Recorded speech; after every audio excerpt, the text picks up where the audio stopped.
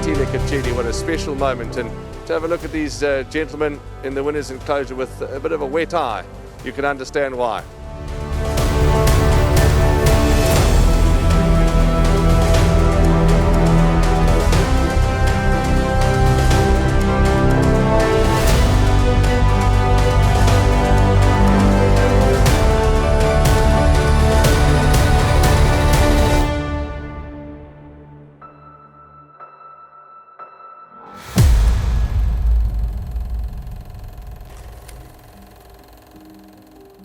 I was born in Limpopo, in Naboomspruit, currently known as Mohopong.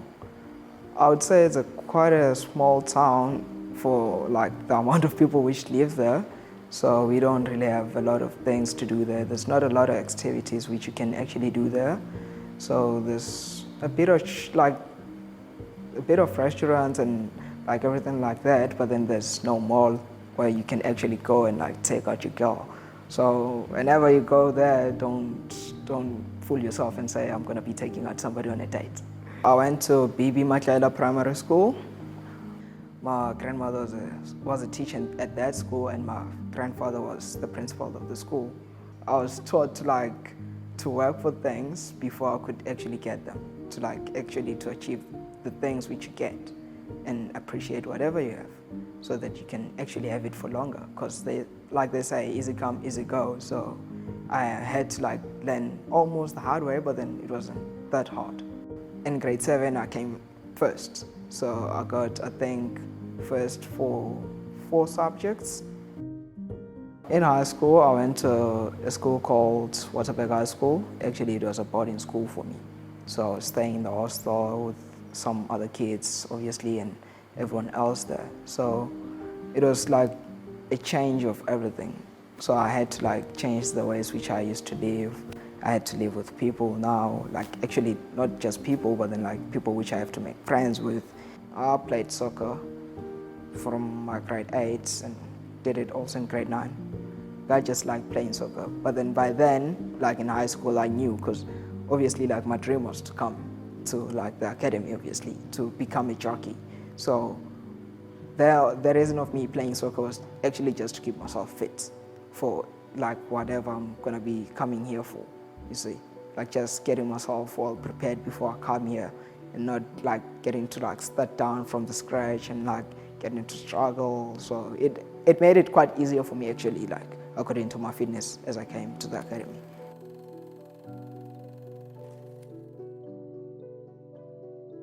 My father passed away when I was 1.5 years old, yeah. So by then I wasn't that bright enough to see him and actually to get to know him.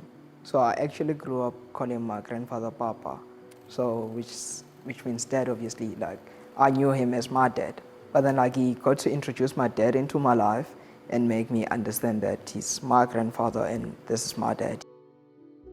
So along that line, introducing my father into me, it was only on images, on pictures where he could show me that this is your dad, and I would see his racing pictures and be like, who's that? You told me now that's your dad. Be like, what was he doing? Couldn't understand by then what he was into. But then fortunate enough, he had a CD, video recording of his races and everything. So he started showing me those races and everything. I don't know how it happened, but then I just fell in love with it like that. Just seeing him riding winners and being like, this guy was doing this. Why can't I do this? Getting to the academy. I actually went to the recruitments 2018. Yeah, 2018 in my grade 8. That's when I first applied to come here. I got to do my beep test there. Everything was perfect. And then I got actually a letter from them saying that I am I've achieved to come to Durban for the final recruitment. So the final recruitments were held at this very same academy, and they were held, I think, during the September holidays of 2019. So I came here, everything was fine. I got to feel how it feels to be a first year apprentice. I don't want to lie, it was quite hard. actually waking up in the morning and getting to work straight. Because you don't just wake up and be like, nah, just gonna chill my phone.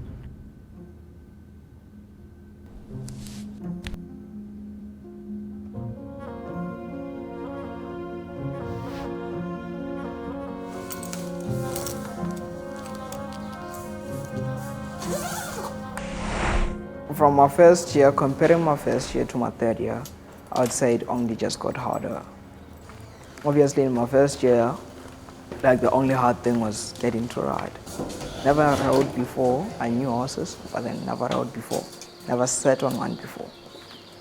And then I only went to track in September, 5th of September, I remember.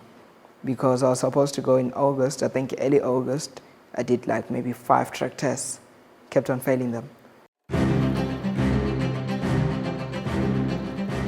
His late father rode quite a few winners for me. Very, very talented young rider. He came through the ranks, not through the normal 5-year apprenticeship. He had to start off, I think as a groom, and then as a work rider, and Keratile Katjedi. And then as a youngster, he had a tragic car accident and passed away. And I got to know him well, very good mate of my son's.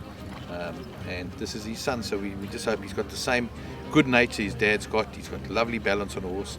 And he's still young, but he's definitely going to make it. He's definitely going to do well. And then also, his late granddad, I also got to know very well. They're a wonderful family, and I think we've got a guy here who's got very good potential.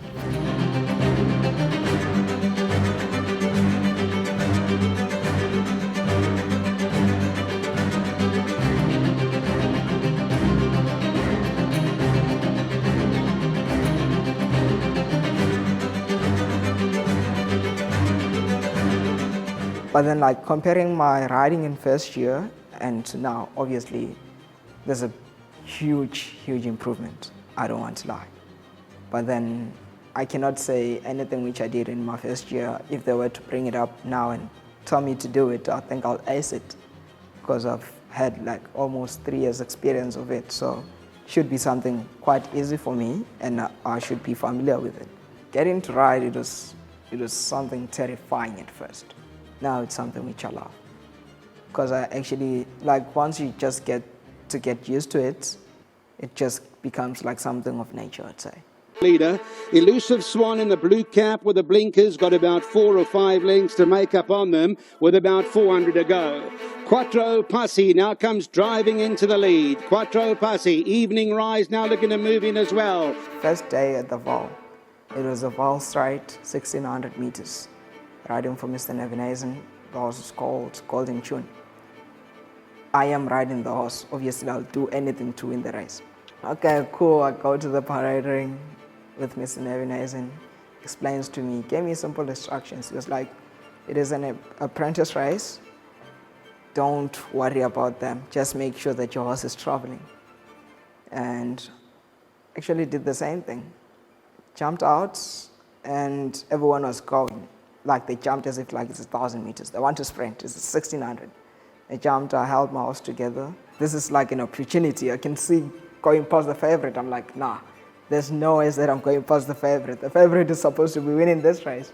So I just kept on riding. Then like only the last bit, like the last 50, I saw that, nah, I think I've got a chance here. Only to check, as I check across me, I can see Spare, my friend. He was on Quattro Passi, fighting for first winners. You can check, I'm like, I think this guy got it.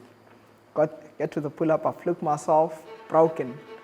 I'm like, lost it, I tossed it because I was supposed to win the race if obviously I kept straight. I'm like, you know what, I'm gonna get fluked here by training. I think I got second. Light Warrior is over towards their inside. In the game is there too. As they come to the 200, it's Quattro Passi who is the leader. Quattro Passi, Light Warrior is over towards the inside. Golden Tune in the orange cap is there as well. Quattro Passi, Golden Tune over towards the inside is trying to wear it down. Golden Tune and Quattro Passi as they go down to the line. Golden Tune beat Quattro Passi behind that Light Warrior and Evening Rise. Trot back, as I trot back, I can see the grooms coming to me. I'm like, they usually do this when you've won. They don't just come to you. you see. So I can see them, they're coming and they're also holding the sponsor blanket. I'm like, did I just win the race? I'm actually not sure. So I actually asked them, because it was like just behind the number board. I'm like, guys, what are you doing? They're like, oh, we're letting you into the winner's box. I'm like, are you sure that I won? They're like, boy, you won. Like, I don't believe this. They're like, you won. Okay, no, this actually like didn't know what to say. I just felt like jumping off the horse and just doing backflips, because it was just so, it was an exciting moment for me. Getting to go to a race course where my father had many of his winners there. He passed away just next to the race course. I just felt like it's something so special for me to like actually ride my first winner at my first very meeting in Joburg. So it was something so nice for me, and I think it can keep on rolling like that. I just felt like his spirit being like back in, revived or alive again in a form of me when I won the race. So that's what I felt. That's how it was for me. It was something so special. Never thought that I would do it, but then it happened. And I think I can do more now.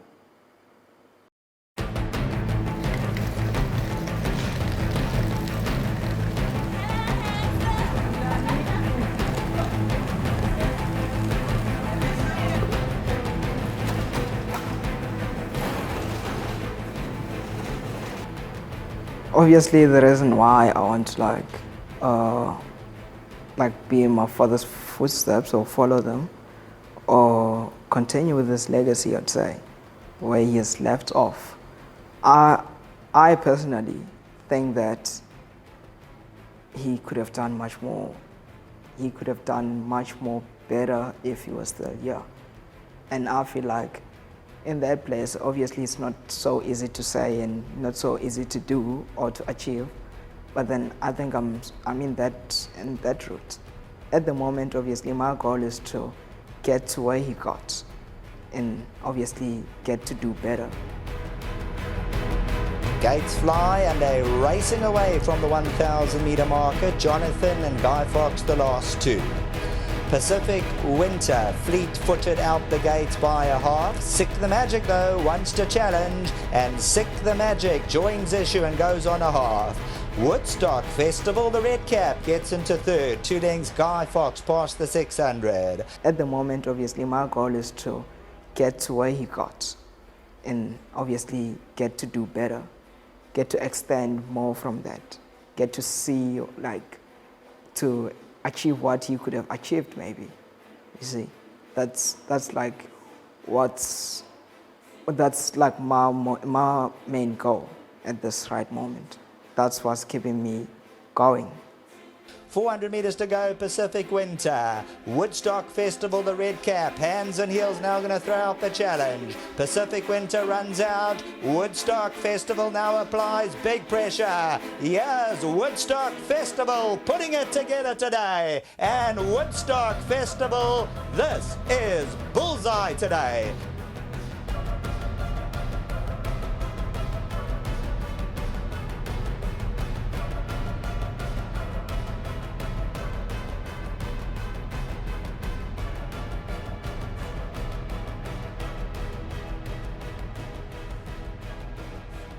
The smile on your face when you came into the winners' enclosure was absolutely wonderful for all to see. Your second career win.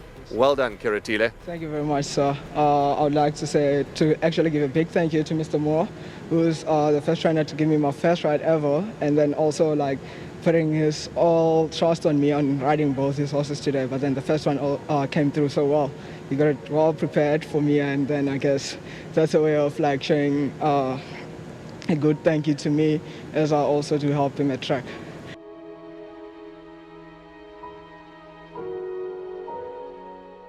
Well done, and as I said, lovely to see that you've had your dad's name on your breeches, and he'll be watching you and he'll be very proud. Thank you very much, sir. These are actually his breeches, I'd say. Okay. Yeah, wonderful. So I just like to say thank you to him for like introducing me into the game, and I'd really like to dedicate this win again to him. my grandfather, and all the other family members. Congratulations, Keratile. We wish you all the very best for a successful future. Thank you, sir. And I would like to say thank you to the Academy Riding Masters and also Hollywood Bets. Thank you. Well done. I just feel like this was just a gift. It was a gift from my dad to me, a very big one. I think he knew that I'm more of like not a school person, but then there's something else in life which you could opt for. Obviously, there's like a lot of options which you can take in like career ways, but then I chose this one like he did. Not just because that I want to continue this legacy, but then obviously just because at this moment I enjoy it. I just feel like this was just a gift. It was a gift from my dad to me.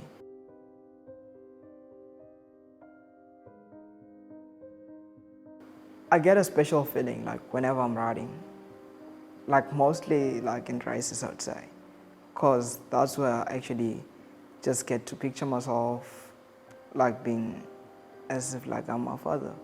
That's what like actually keeps me motivated. Riding a good or bad race doesn't matter, but that's what keeps me up.